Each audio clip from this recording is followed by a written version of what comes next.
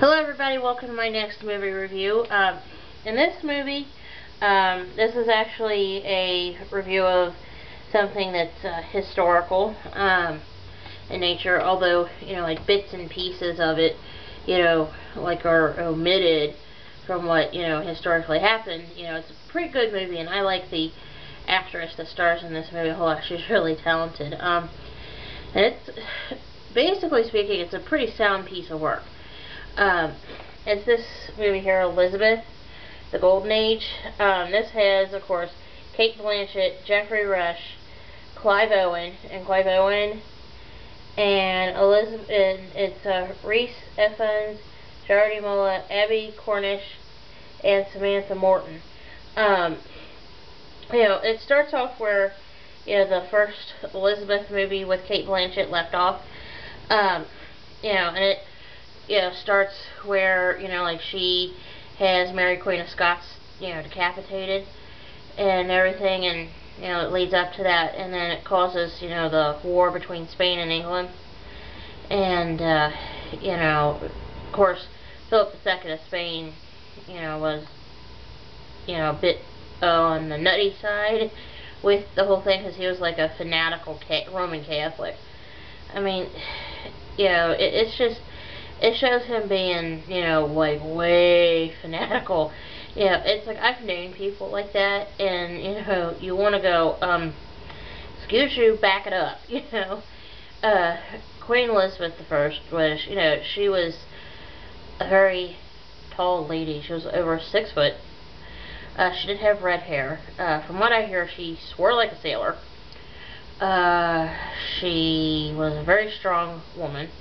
Well, of course, she had to be back then, and, she was, the boss of everything in the country. And, back when Queen Elizabeth I was alive and kicking it, what she said, pretty much you had to do what she said, because her word was the law. Of course, as everybody knows, a little bit of history here, after she died and King James took over, everything kind of just fell apart. And it's like the Reformation and blah, blah, blah. But anyway, Queen Elizabeth, they actually, did a very sound job of, showing her, being a strong leader and everything. And I mean, this is a really good movie to show, like, a woman being strong, and when things go wrong in her life, she pulls herself up and, gets her life going, and, helps people out, and, keeps bad things from happening to the people around her. And it's based on real life. The part that, it doesn't show it in this movie, but it shows it in the movie with Helen Mirren in it. I think that's the one with Helen Mirren in it. The other one that's on Queen Elizabeth, what it is what they show the part where Mary Queen of Scots gets decapitated, and this actually happened in real life. And there's videos here on YouTube that, talk about it. But after this is when they decapitated Mary Queen of Scots. It took the executioner to wax to get her head off. And then, as if that wasn't bad enough, the dude, apparently, somebody didn't bother to tell him, oh, by the way, the woman is wearing a wig. Okay? What happens is that he pulls her head up by the hair, out rolls her head, and it's like going, ew. It shows it in the other version of Elizabeth's life. But, this movie is just really, really good. Cate Blanchett did a really good job of playing Queen Elizabeth I. And, I mean, I think this actually, won awards, if I'm remembering right. But, I mean, it is, I mean, it's a very, very good movie. This is also a PG-13, so that's probably part of the reason why they didn't show her head rolling across the platform. But the girl that, I forget the girl's name that played Mary, but that's her right there, if you can see it. She did a really good job playing Mary Queen of Scots. That's to her credit. Of course, this is Clive Owen right here.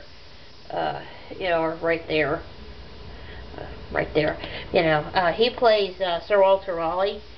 Of course, they don't show it in this movie, but Queen Elizabeth I helped John Raleigh quit smoking. You know, he met the same end that Mary met. He got himself a haircut. But anyway, I do recommend this movie.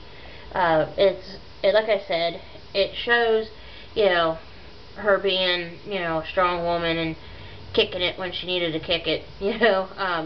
And I have to really brag on Cate Blanchett for doing just a wonderful job in this movie. I mean, and I recommend watching it a whole lot. I mean, granted it's a bit on the long side. Let's see if it says how long this movie is. Here. I'm sorry. Oh, it's 1 hour and 55 minutes long. There's just parts of it, though, that it just, you know, like it drags a little bit.